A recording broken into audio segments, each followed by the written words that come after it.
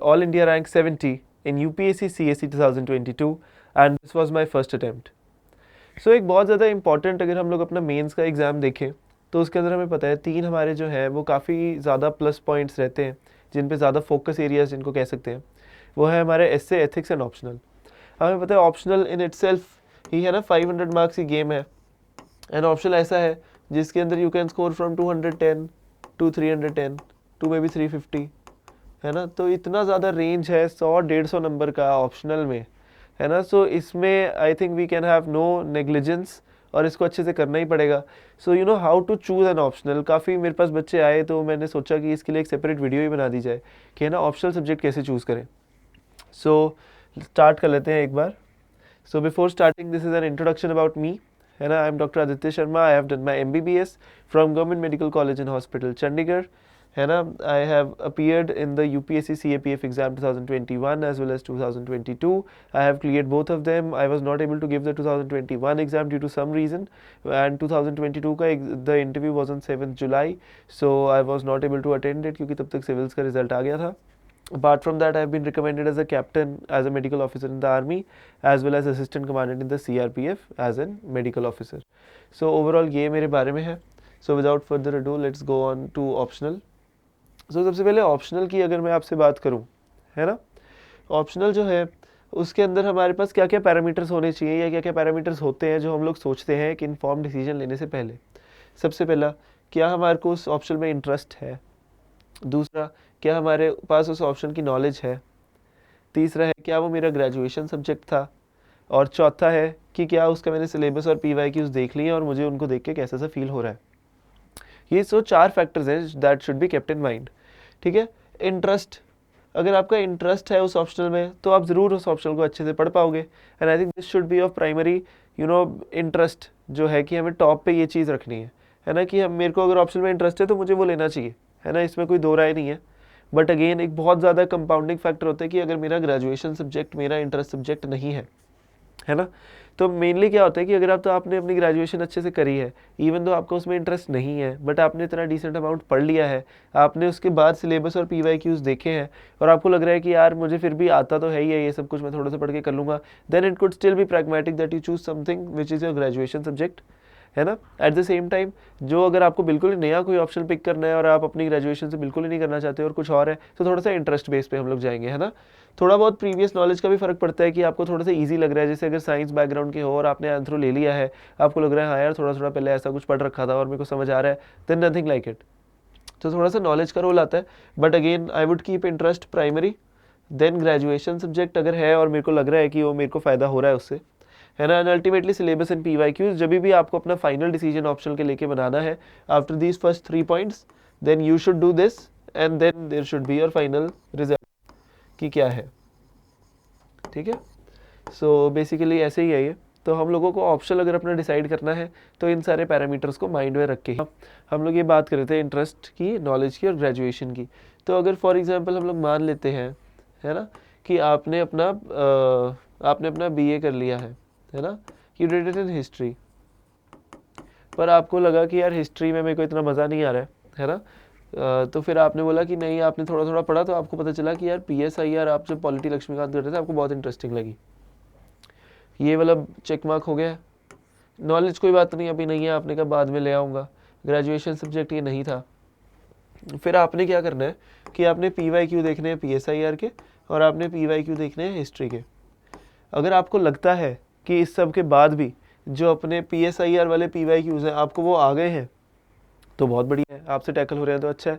अगर आपको लग रहा है नहीं यार इतना कुछ एक्स्ट्रा पढ़ना पड़ेगा अपार्ट फ्रॉम तो GS2 के लिए पढ़ते हैं, तो फिर इससे तो अच्छा हिस्ट्री के ही PYQs हैं कि मैंने कम से कम पढ़ तो रखे हैं, मटीरियल मेरे को पता है ईजिली हो जाएगा, then you should take history, ठीक है। सो ये ऐसे गेम ऑफ बैलेंस चलता है। एक बहुत ही इंपॉर्टेंट पॉइंट और रहता है जो काफ़ी लोग पूछते हैं कि ट्रेंड ऑफ स्कोर्स मैटर करते हैं कि नहीं करते हैं एक ऑप्शनल के। सबसे पहले अब मैं बता देता हूँ मेरा ऑप्शनल क्या था और क्यों था। मेरा ऑप्शनल था मेडिकल साइंस,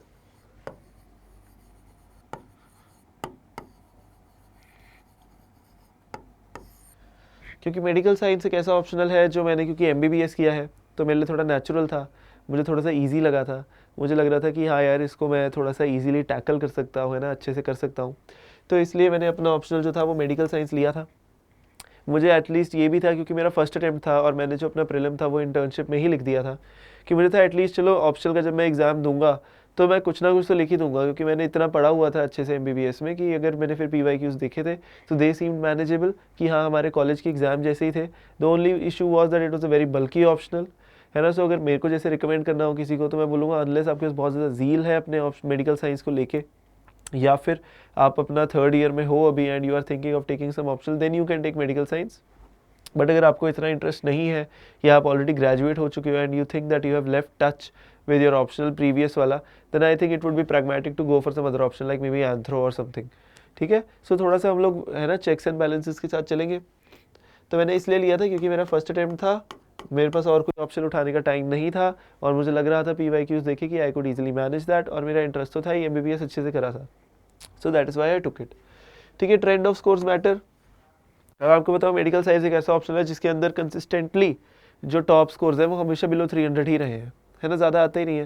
किसी साल 280 हाईएस्ट है, किसी साल 290 हाईएस्ट है, 295 हाईएस्ट है, 287 हाईएस्ट है ना। कभी कोई कम भी होते हैं इससे, बट कई बार ऐसा भी होता है, मैंने काफ़ी कुछ लोगों का देखा 230s में आता है, 210 में भी आता है ना। तो ये ऑप्शनल बहुत ज़्यादा स्कोरिंग नहीं है और इतना ज़्यादा बल्कि है, 19 सब्जेक्ट पढ़ने हैं, but I still somehow took that same optional only, क्योंकि मुझे लग रहा था कि है ना ट्रेंड ऑफ स्कोर्स इतना मैटर नहीं करेगा। किसी साल किसी ऑप्शनल को बहुत ज़्यादा उठा देते हैं, किसी साल बहुत ज़्यादा गिरा देते हैं, तो just stick to your interest, stick to what feels right and just go for it.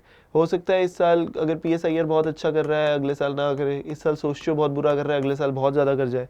सो ये बहुत सब्जेक्टिव है। आप फिर बोलोगे यार मैंने लास्ट ईयर ही ऑप्शन चेंज करा था और देखो इस साल इतने ज़्यादा नंबर दे रहे हैं, इसमें तो just stick to what you know best. ठीक है, प्ले बाय योर स्ट्रेंथ्स। तो ये है इसमें। तो क्या ट्रेंड ऑफ स्कोर्स मैटर करता है?